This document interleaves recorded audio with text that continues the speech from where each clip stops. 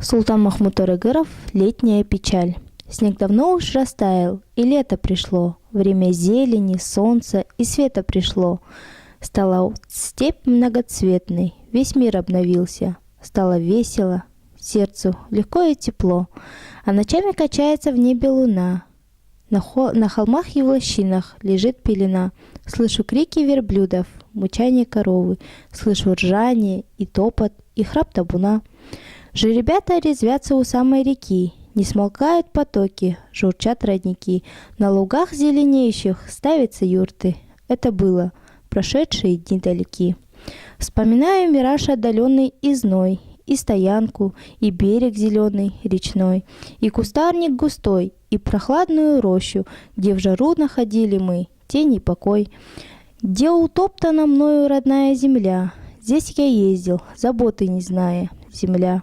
По дорогам осенних и летних кочевок, молодняк на луга выгоняя, земля.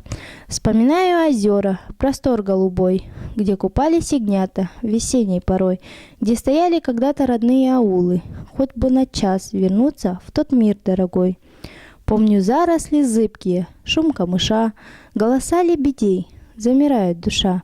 Здесь текли мои самые лучшие годы, здесь я жил, без печали, привольем дыша. Вспоминаю разливы озер по весне, и кочевки короткие, и при луне, стригунков годовалых, купание ночное. Вспоминаю, и горько становится мне.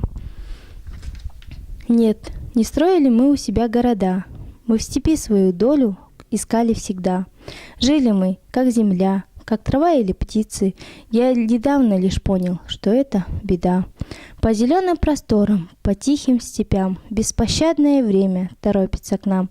Все мы дети его, нелюбимые дети, что подарит оно бесталанным сынам.